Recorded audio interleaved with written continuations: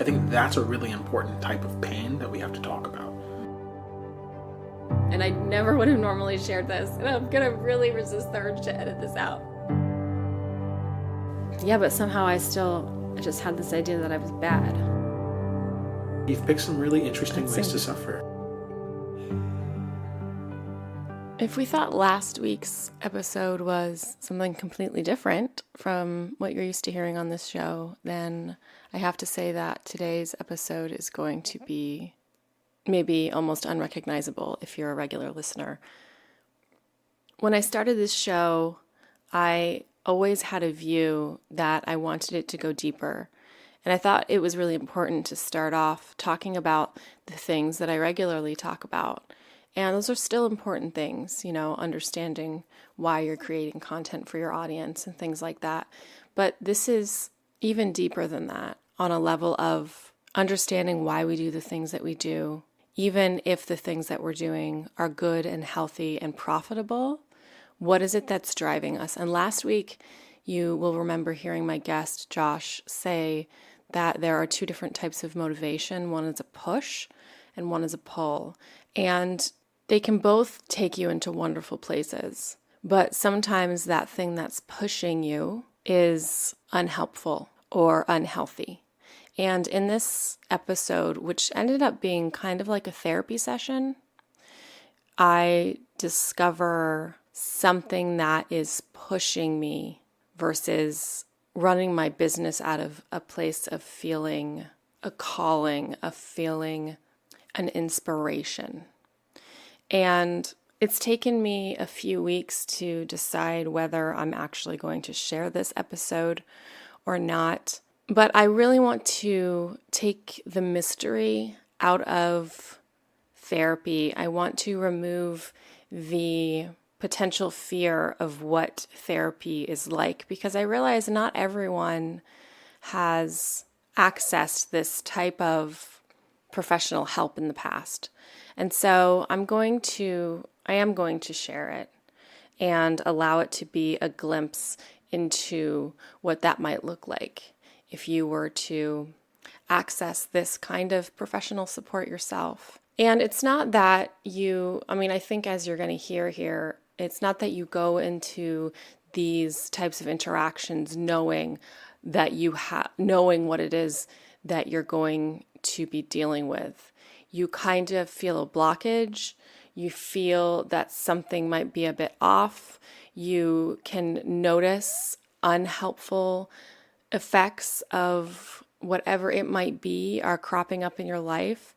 And having someone there to really guide you through drawing that out, drawing that to the surface, that's what this is about. So I didn't have any idea going into this, the depths that we would actually be diving into.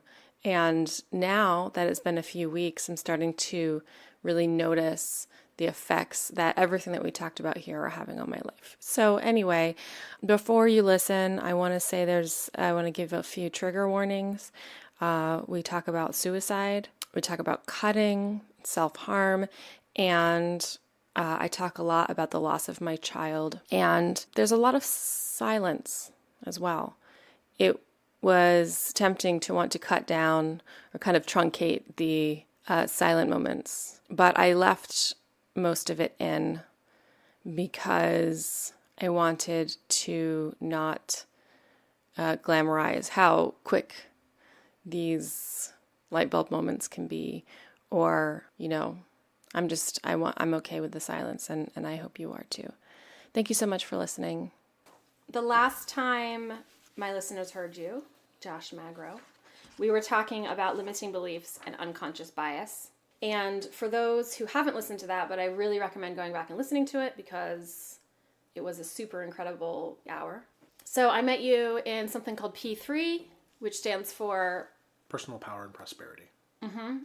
And I referred to it as group therapy, and you referred to it as a psychoeducational weekend workshop.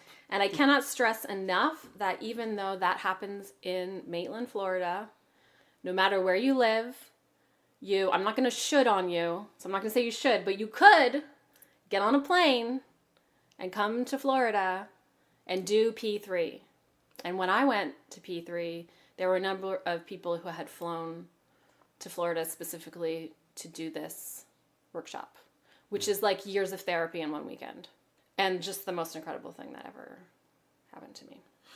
And we talked about this and like why it's not group therapy. I think there's one other stipulation as to why I think it's really profound and separate from individual therapy, group therapy, and it's the fact that the whole course runs with almost 2 or 3 times as many assistants who are volunteering for the course as people participating in it. And there's something about which we that call dynamic. Angels. Yeah, we call them angels just because they're absolutely incredible. They are. They basically give their shirt off their back to make sure that people have the same wonderful experience. So it's people who've been through the course once already, they come back and they volunteer. I've just never seen the type of healing that occurs anywhere else in the world. I really believe in that concept of we were wounded by the crowd and we are healed by the crowd. Yes. That was so, and I came in contact with so many people who I never ever would have normally been in the same room with, sharing those experiences and hearing those stories. And it was like, a lot of people described it as like a room, like a hall full of mirrors. And when I've done therapy in the past, it's just me and my issues. But this was like seeing other people working through stuff and going, oh my gosh, I actually believe that too about myself, or I actually have that going on too. It was super incredible. And so when I met you, you were instructing that. Then at the time you were in private practice. And one of my teenagers started coming to see you. And he also did P3. And I've just got to say, he's just a completely different kid. And now he's helping in P3 and helping with the kids course. And actually recently he was going to help. And I said, oh, but that weekend we have like the Christmas parade and all the stuff that we do Christmassy. And he said, he's 15 years old. And he said, well, if I'm going to help people heal, then I'm going to have to sacrifice something at some point. Wow. And I was like, oh my God, you're the coolest kid ever. And so, yeah, anyone who's listening, just highly recommend going to P3. So the last time we spoke, we were talking about limiting beliefs. We were talking about unconscious bias, which at the heart of those topics really is just all wrapped up in what incredible storytellers we are and how much we crave narrative and story. It's why marketing and advertising is so fucking effective, because it just tells us the stories we want to hear. If I buy this phone, I'm rich. If I drink smart water, I'm rich. And so today we're going to talk about pain versus suffering. This is something that came up when you and I were talking on the phone as like a preliminary conversation before getting together to record this. And it was just incredible to hear where you were about to start going with it. And I said, don't go any further. I need to record you. So I really don't know what you're about to say. But I know that you started talking about pain versus suffering. You're talking about the stories that we tell ourselves. And so I just really wanted you to dive into that. And I don't have any questions for you specifically. I have no leading. I don't even know where this is going to go or how it's going to have anything to do with business or brand or any of the things this show is supposed to be about.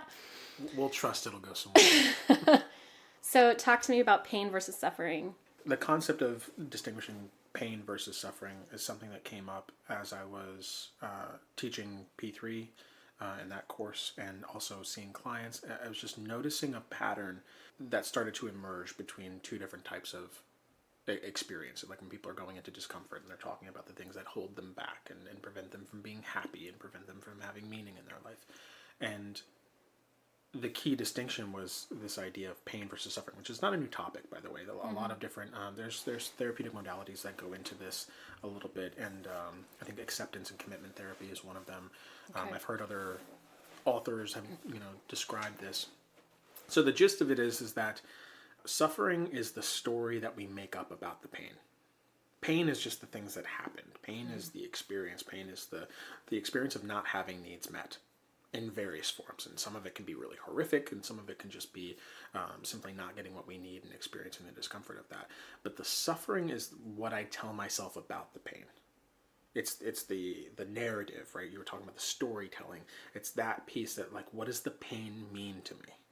And what does it mean about me? And what is the implication of it in my life? And what is the likelihood I'm going to experience more of it in the future? And how much of it was in the past? And how bad was it in the past? There's all this stuff that we elaborate on. So we actually stretch our experience of pain to extend into all the way back into the past. And I'm reliving it now in the present moment. And I'm ruining my present life by living in this, perpetual state of pain. And then I'm also projecting forward and saying this is going to be like this in the future, and I have so much more pain to encounter. So Yeah. I'm trading my present life and any enjoyment I could possibly have in this moment for all of these other experiences.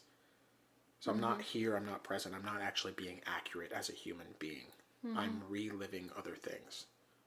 I'm remembering, remember that time I broke my ankle? Oh my God, that was, I can just imagine it right now. It's like I almost like masochistically like digging into the discomfort and like pushing in on the bruise, The reason that this started coming up in the work was I noticed that, and this is the difference between the two, is that if someone's in pain, and we'll say, just for a good example, someone experienced some form of loss. Right, your partner died, you lost a child or something along those lines. That is real, deep pain, and it's unavoidable to some degree. Like grief is unavoidable. Like if you're a human being on this earth, you're going to lose someone, guaranteed. And the pain of that is there's nothing wrong with it. There's nothing off about it, and we have all these beliefs around grief. But the truth of it is like experiencing that pain and navigating through the grieving process and having to go through adjusting our lives based on that. All of that just naturally sort of happens so long as we don't prevent it. And we can feel that. And the more attention I give to someone or anyone, the more compassion, the more focus we give to a painful situation, the more it heals. Think about grieving. It's like you have to process it, and you have to, and some people go to support groups, like talking about the person, being able to honor them in some way. The funerals are very ritualistic in the sense of it's honoring the passage of a person and remembering their lives and the impact that they had on us and being able to reflect. That's all processing. That's giving the pain its attention. I can see that a wound has occurred here, and I'm going to focus on it. And what we notice is that as we do that more and more, and grief is a really good example of this, is that over time, giving it the appropriate attention it needs, crying when I need to, experiencing other emotions as they come, being able to integrate that information causes me to get better. It heals. Suffering is completely the opposite. When I'm telling myself a story about the pain, when I tell myself this person broke up with me and I lost the relationship, and I lost the relationship because I'm just unlovable and there's something wrong with me and I'll always be alone. In fact, I've always been alone my entire life, and I start creating this massive story around this. The more attention I give that, the worse it gets. I feed it. I bolster it, and it gets bigger, and it gets to be this situation where even if someone's contradicting me and saying, hey, maybe, that's not the case. You are lovable. Look at all these other examples where you were lovable. No, that's not, because she was the one, and, this happened. This is just like with my family. No one's ever been there for me. Well, I'm here for you right now. Yeah, but you're probably going to leave me too. It's like it cycles itself up, and it's always in self-preservation. The reason why I think this happens, and I'm still sort of this is what my book is about, so I'm still working through all the different areas of this, but I think one of the reasons why this happens is that early on we don't get the attention that we need for our pain, and we're rewarded for being in suffering. Being what? We're rewarded for being in a state of suffering. Okay. How? Meaning that the squeaky wheel gets the oil. Kind of thing. If I am agonizing, if I'm in pain, or if I'm causing all kinds of, if I'm acting out in school, that's when I get the focus. That's when I get attention. When there's a problem, when there's something wrong. So the more that I'm in this state of, acting out my pain and if I'm not just I'm hurting. Interesting, because we call those people drama queens. Exactly. Wow. And that's where the focus goes. So I'm basically subcommunicating in that moment that if you act out, you get my attention. And if you don't, I'm not paying attention to you. I'm not going to focus on you. I'm just going to allow you just to do what you need to do. So this is a really important piece that with like children who are really quiet and like kind of like internalize things a lot of times, this is a place where it will inevitably turn into a lot of suffering later on in life, where I'm not allowed to be in pain. I'm not allowed to talk about what comes up for me. I have to keep it all locked up. I'm going to dissociate a little bit because that's the way that we can't deal with our pain. I'm going to check out. I'm going to find things to involve myself with. I'm going to push away from interpersonal connection, and I'm going to avoid intimacy because that brings about the pain. Because if I'm not used to people showing up for me and attending to me, when they finally do, the first thing that's going to emerge is all the ways in which I haven't received this in the past. And I'm going to be met with that. And then the opposite side, you said the drama queen. It's like if I'm in this state where I constantly have to advertise the fact that I'm in a state of suffering, and I have to almost present my pain in this glorious story, and I have to tell you how bad it is, and that's just the start of it. Let me go into when I was 4 years old and this happened. I'm getting more attention. And I learned that this is the way that I get focus. The really insidious part of that is that in doing that pattern, I learned that attention is all I can hope for. Like, we don't actually go for healing. And I think this is really like a cultural thing in the sense that we don't value vulnerability. We don't lift it up. We don't actually encourage people to be in a state like crying is not okay. If you're crying, and we talked a little bit about like unconscious bias, if you're crying and you're a woman versus you're crying and a man, like what that means, versus just being allowed to have our emotions. Children know this innately. They just, like, if they're upset, they cry. If they're angry, they yell. They throw tantrums and they do all this stuff, and then they find themselves back in a neutral place. Oftentimes parents will soothe children not because the children need to be soothed, but they're trying to soothe their own discomfort. Their own ears. Can you stop Yeah, crying? eat this chocolate. Shut up. Yeah, it's like there's a problem. Oh, well, let me see if you're hungry. Let me see if and they're filtering through all these different strategies, trying to make the problem go away. Yes, it's funny because I help in the nursery at church, and when they're crying, everyone wants to soothe them, and I just go, they're just feeling all their feelings, and they haven't learned to not feel their feelings yet, and I'm like, cry it out. This is a safe space. Like, you're fine. It's interesting to watch so many different adults take care of the same babies, and we all just like are approaching it so differently. With all our I'm like, don't wound these children. Let them cry. And then they're like, oh my gosh, we're ignoring them. They're gonna feel wounded by that. So I want to take this out of the abstract. And it's really easy to... So when you're saying, and then like people will reach out for attention, and so what I'm thinking of all the people I know on Facebook who are constantly bitching about their lives. They're going, this is happening to me, or like, I'm always this, I'm always that, I'll be forever single, blah, blah, blah, blah. It's really easy to see these things in other people. But I want to like really go there when it comes to pain versus suffering in my daughter's diagnosis, which might end up making this episode more for the disability community that I support versus the business community. So if you're here for how to find out how to be alpha in a roundabout way, hopefully I think it's the same. This will help. I think it's the same because nobody is devoid of their humanness. Yeah.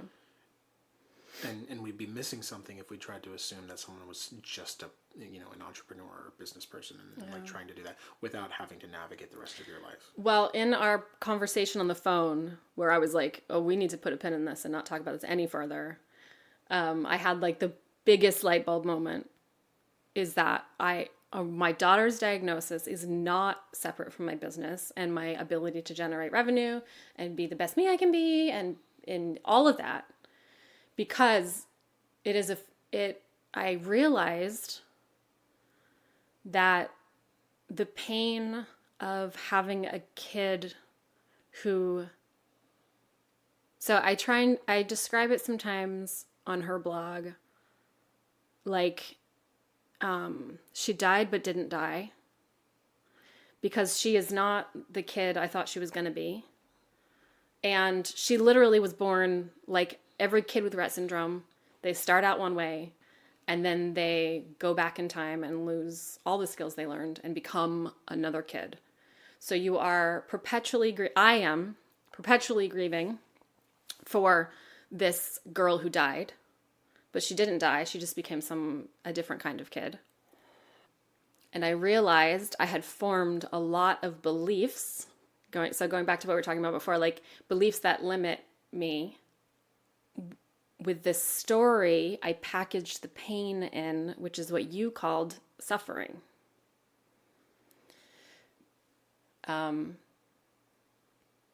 So I'm extremely, I just feel really limited in my life because of the suffering of taking care of a profoundly disabled child and the fear of what that means for me in the future.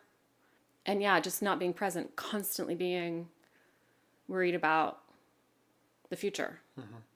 And that is affecting the choices that I make now for, I've even thought, well, I need to stop doing this stupid podcast. Like, who gives a shit about the podcast?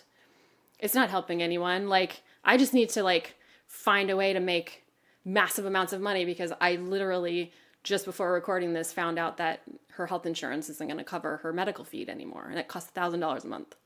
So now I'm like fight or flight, survival mode, was the highest paying job I could get. And I don't know. I think maybe you should just walk me through this a little bit more. Well, so the suffering is all the stuff that you make up around that. And it sounds like for you, it's very future focused. There's some of it that's in the past in the terms of the dream that you thought your child would be. And there's the grief associated with that, of grieving the child that you didn't get. You got a new one. You got someone different, and because of the illness and because of that whole process, you got something different, which is, I think that's a really important type of pain that we have to talk about.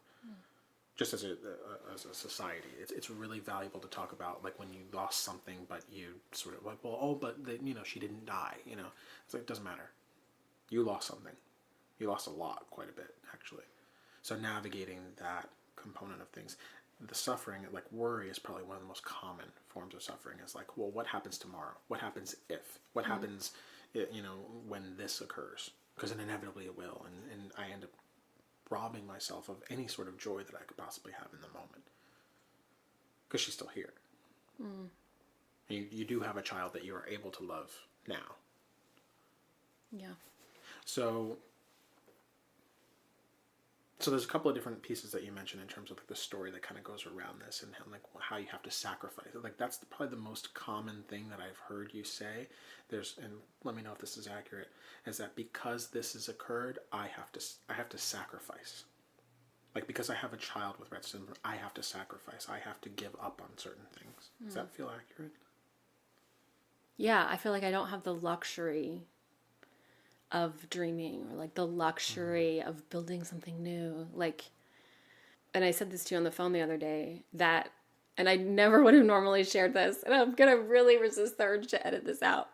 But I have a really dirty little secret, and that is that I also have a normal everyday job, and nobody knows about it. Like, even my friends don't know that I'm going to work tonight at a normal everyday job as a server. I've been serving in a restaurant and nobody knows it, because I realized from talking to you that I have told myself this story about Grace, that I really need a backup plan because I'm not going to be able to take care of her in the future. And it's really feeding into my fear that I actually cannot succeed at this entrepreneur stuff. And I'm so tired and exhausted by her illness that I love going to work and just thinking about, no, I can't, I'm so busy. I'm on my feet. I walk like 6 miles around that restaurant every night.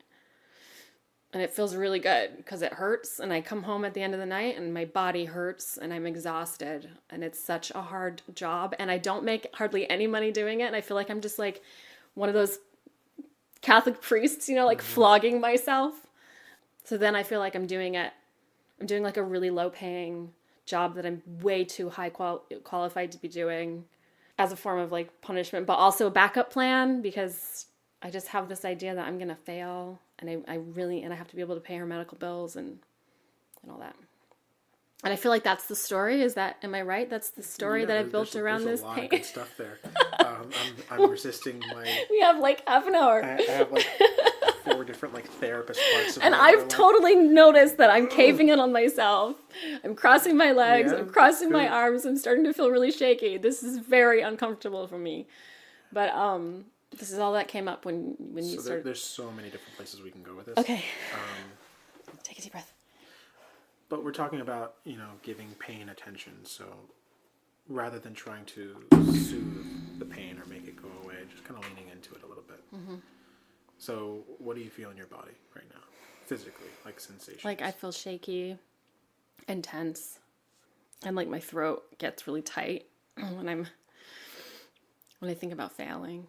Mm-hmm. Or like how badly I want to succeed. Yeah. And you can share as much as you're willing to, but when's the earliest time in your life you can remember feeling just like this?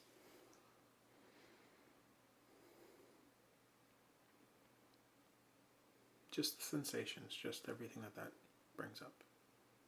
Doesn't have to be the earliest time chronologically, just the earliest time that you can remember. Like the thing that just popped up in my head was trying to commit suicide when I was 14 over something it's just ridiculous. It's just the dumbest little argument with my parents. And going to the hospital and getting my stomach pumped. It was a Saturday night. And then the next day, I had to cut off my hospital bracelet and go to church, and I was not allowed to tell anyone what happened to me or that I'd been in the hospital. And then we had family dinner that night, and nobody could know. And I think I felt like this at the dinner table that night. Yeah. And what's the message that you told yourself about that moment? Oh yeah, you really have to suck it up. Put on, we're Christians. You're not that kind of a kid. I can remember hearing, and like, I very much doubt my parents listen to this, but if they do, I love you so much. But I do remember hearing, I had to change my clothes before I went to the hospital that night because I was wearing like baggy Jenko jeans. And if anyone is super cool listening to this, you know what Jenkos looked like. I have this come back. So I had Jenkos and a Nirvana shirt. And I was told, go change your clothes. I don't want them to think you're one of those kids. So much in that. One that, not even that you're not one of those kids, completely separating from the idea of what those kids are. It sounds negative. But it's not that you're not that. It's I don't want other people to think that. So there's almost this message, tell me if this is right, but like, there's something to hide about you. And that definitely took place afterwards like you have to cut off your hospital bracelet, you have to, sort of put yourself together. In the time that's a pretty horrible experience. That's pretty traumatic. So in the time that you needed the most comfort, you needed the most attention, you needed people to rally around you, you had to suck it up and be strong or be put together. Well, representing the family, know. Yeah. Which, as a parent now, I have so much space for all of this stuff when it comes to my parents. Because I do just think, well, like, what messages were they sent as children about parenting, or what it means to be a good parent, or what it looks like when your kids are successful and healthy and everything's fine. Yeah, and certainly not so an I can effort to prove that they were the worst parents ever, or anything along those lines. Yeah. They were doing what they knew how to do, but it still had implications for you. And it still does. So currently, now, you're in the same state of I'm suffering, and I have to be quiet about it. I'm not even allowed to talk about that I have a normal job. Oh, just a J-O-B. J-O-B. It's a bad word. Yeah. Yeah. Especially when you're like supporting entrepreneurs and solopreneurs. Yeah. It's so bullshitty though. Like, so many of us have normal jobs and just pretend like we don't. Yeah, so the struggle is not glamorized. Or if it is, it's a little faux. Yeah. It's like, it's like this vulnerability is so popular and on Instagram and like being vulnerable but you still put makeup on to take that awful picture of yourself or whatever, you know? Yeah. Yeah. So, just if this goes somewhere, just follow along. If not, Okay. we'll change course. But what payoff does punishment have for you? A lot. I love punishing myself. I mean, I must love it. I think I love it because I do it so much. I mean, I was a cutter as a teenager. And I don't identify with the descriptions that I've heard. I'm going to have to put a trigger warning in the front of this now. I don't identify with some of the descriptions I've heard of people talking about why they cut themselves and they love to see the blood flow and things like that. I would burn myself, and I just loved punishing myself. Like, you are bad. And I didn't do bad stuff. Like, I was just a super Christian homeschooled. I didn't have opportunities to do bad stuff. But I just was bad. Mm-hmm. And I was like super loved and supported. I had like this ideal childhood and grew up at Disney and just all this stuff. Yeah, but somehow I just had this idea that I was bad. And how are you bad now? I'm just wreaking havoc all the time. Like creating, like, as much as I wanted to like shrivel away and hide and not be seen, I make a lot of opportunities for attention, for sure. And I guess I gave birth to like a really sick kid. And that's bad. And I stopped having kids because the thought of having another disabled kid was too scary. And so that's bad because we planned on having more kids. And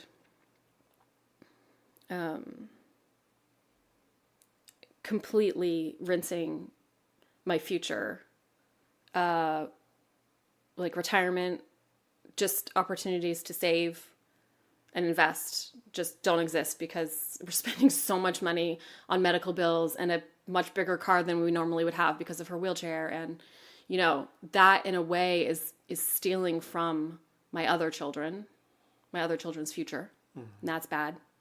I think, they're going to have to take care of us someday because we're not going to have a retirement because we're spending it all on, you know, syringes and ICU things and... Yeah, so all the things that you're talking about so far are just sort of things that are happening that are unsavory. But I want to dig a little bit deeper than just like the sort of logical identification of what's happening in your life. Like, what about you as a person intrinsically is bad?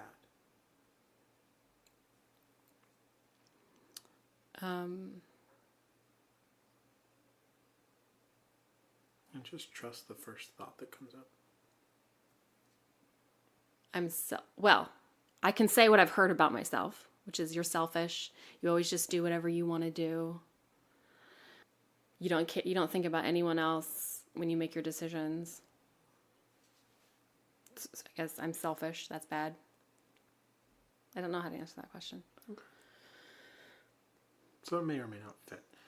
I am curious, you said something, and I can't remember exactly how you said it, but this piece of that you gave birth to a disabled child. Is there like a responsibility with that? That's really an interesting one with Rett syndrome because it is not passed down genetically. Like, my body didn't create her that way. Like, I didn't pass on some genes and my husband didn't pass on some genes. But somewhere in there, I feel like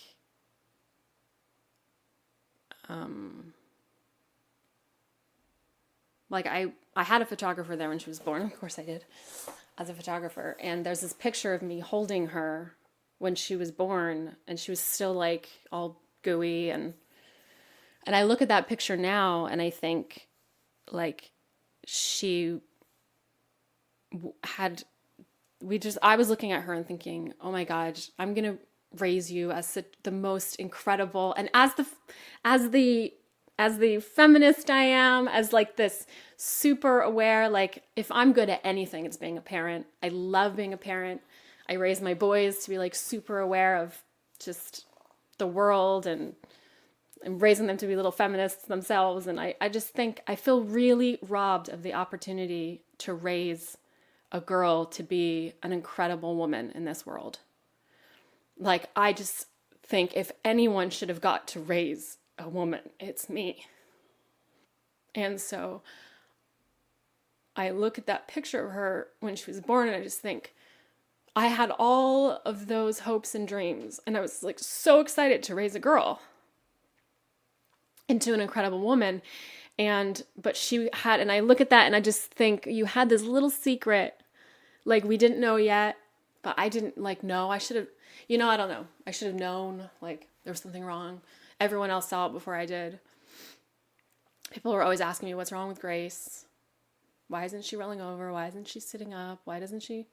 And I was like, there's nothing wrong with her. She's just taking her time. And I didn't see it at all till she was it had been like 6 months since the Rett syndrome had hit her. But I don't really remember what your question was. Yeah, so I was curious as to whether or not there's a responsibility that you hold. Yeah, I mean, somewhere fault. Yeah, I don't know. I either believe that there is, or I think I'm supposed to. Is there a difference? I don't know. So the reason why I asked that question is there's a couple of different things that I hear you saying that sort of create this narrative, in that you were talking about working a job and having to work that job and it being sort of a form of punishment, and you went really deep into the idea of like my body's sore afterwards and I don't even make that much money, and it's this, there's a quality of like martyrdom in that, like look at me suffering. I don't know if that's accurate for you, but there's just, if there was, wouldn't I be super public about it online, or like, oh, I have this new job, or like telling people? Not with martyrdom. With narcissism, yes. Oh. Yeah, narcissism. Is martyrdom the same as just being punishing of yourself? It's a bit about glorifying our suffering, and like the sacrifices that we make. But also with that, I can see where your need to be all put together publicly might, supersede that. Where it's, I'm not going to, publicly out myself in the ways that I'm suffering. I'm going to suffer in silence. Yeah. And there's even a component of like, well, I'm not allowed to talk about the places that I'm hurting, and the childhood piece of I have to sit here and I have to be all put together and I have to change my outfit and look like I'm a certain type of person, right? Real entrepreneurs don't have jobs, not job jobs. No, like, so there's this big piece about like what I'm supposed to be and how I'm supposed to suffer. How I'm supposed to suffer. Yeah. And like it's performative or something? Yeah, you've picked some really interesting ways to suffer. That is really interesting. And you've picked them. I think that's the most interesting piece, is that you're not looking at life and saying, look at how I've been dealt this raw deal. I mean, a little bit with Grace, in the sense of like, this is just this thing that crept up and sort of like kind of knocked you off your heels. But you don't even, it doesn't sound like you make that something as like God punishing you or anything along those lines. Mm-mm. It's almost like this thing that just happened and now you have to, like, it's almost like being a good parent means that you will give up your life for your child. I don't know. I'm just guessing at this point. I don't feel like I'm giving up my life for my child. I feel like I'm giving up my life for me. Like, I have a huge fear of poverty. I have a huge fear of lack, of like debt, of I'm so afraid of not being able to pay my bills and not being, and like the snowball effect of not generating enough revenue, you know?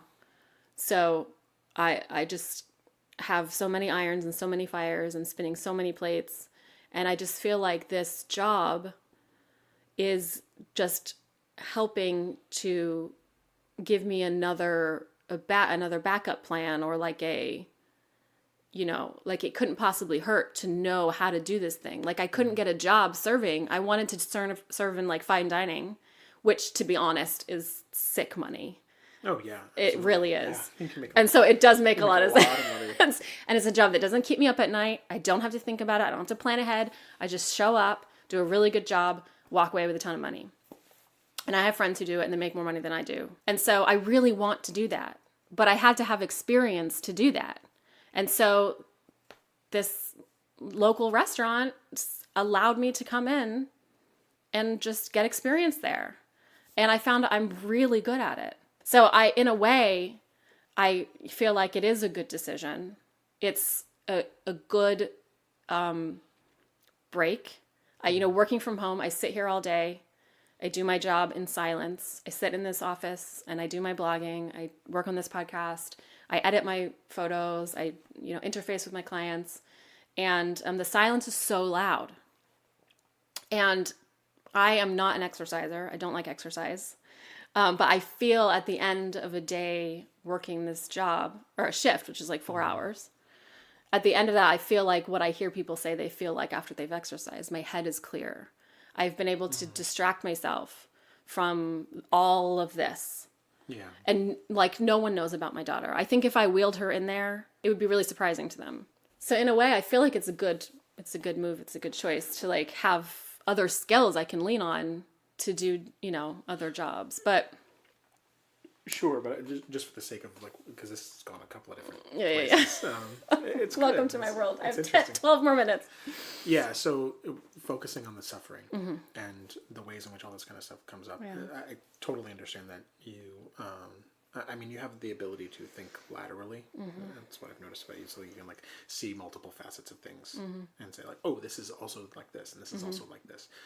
So you can identify some real world payoffs associated with having this job and then like building experience, and then there's like an exercise component and you feel clear, and there's all these other things. The piece that's curious is one, it's like I can't talk about it.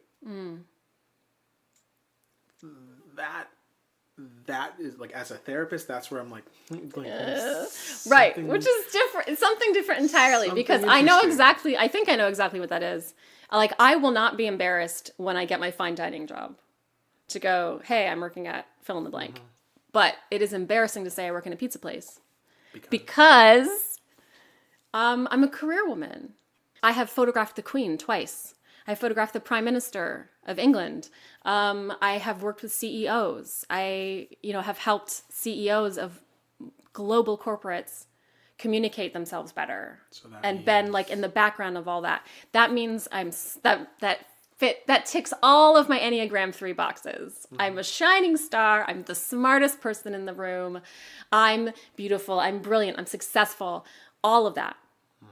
But when I'm working in a pizza place, I think people look at me, and I feel so shameful sometimes. I think that they look at me and they're thinking, you're working here because you don't know anything. Like, you don't have any skills. You're just like trash. Like, go get me another Coke or whatever. And what I'm thinking is like, I'm like so educated. I have done some incredible things. I used to make hundreds of thousands of dollars, and now I'm just nobody. And I like the anonymity, and it feels so shameful.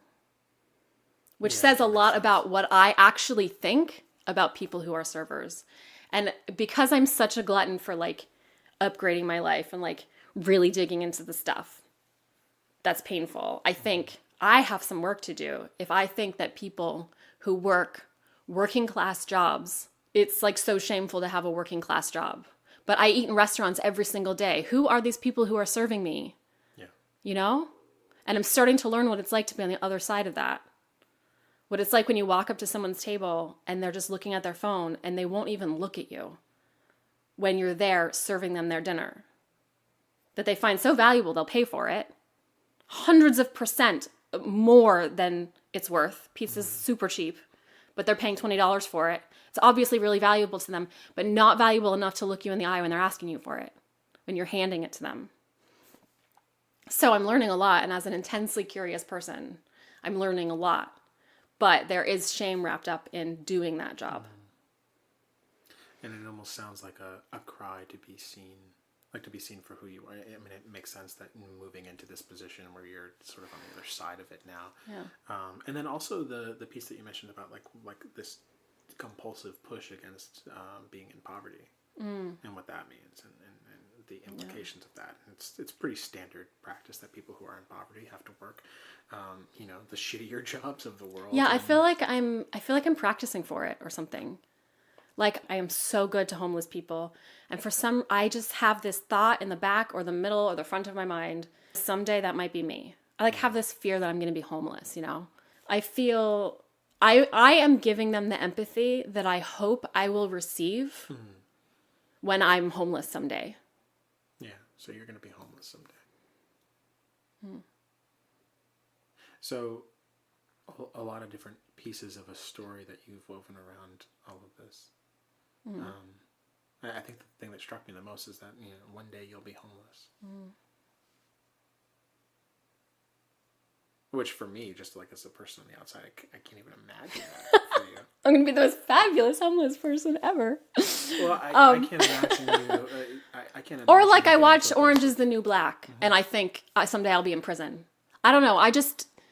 I feel like I'm going through the motions and preparing myself for every possible bad thing that could happen to me.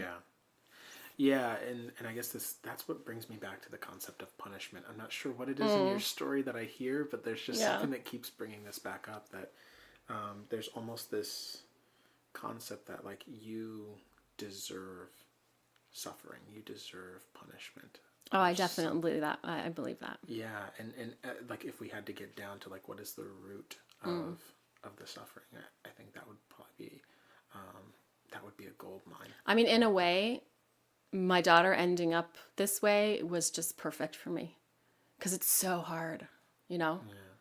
I was like, so life can't be easy. Ultimate punishment. Everything was going great, and I can remember thinking back and going, this bubble has got to burst. Yeah. Like I have 2 perfect kids. Everything is great. This can't possibly. I remember being like 11 years old and having a premonition that someday I would have a disabled child. And I've met other parents who said that they felt the exact same thing.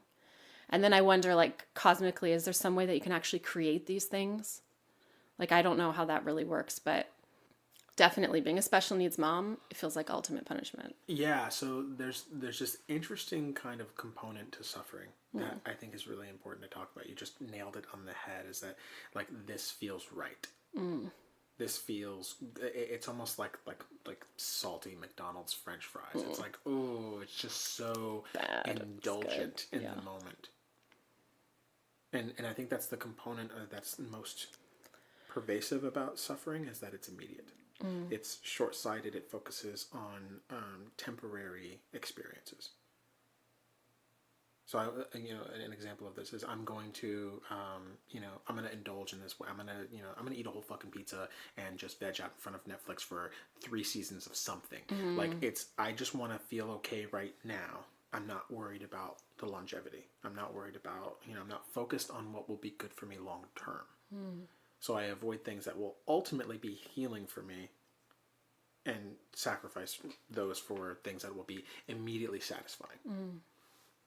So it's like the fast food of self-care, right? Like people do, I'm going to stay home and avoid all my social interactions because I'm just taking care of myself. It's like, that's not self-care. That's self-enabling. That's indulgence. Yeah. I'm not actually taking really good care of myself. So normally, like, if we were doing therapy, and this would probably be a conversation that would take place over the course of maybe 4 or 5 different sessions where we really dig into this. The piece that just like as a therapist, I just want to like jump on is this idea that you deserve this life. And that's a component of suffering, in the sense that it's not just the stories that we make up about the pain, it's the stories that hold us back, that create more pain, where we amplify it and we make it bigger.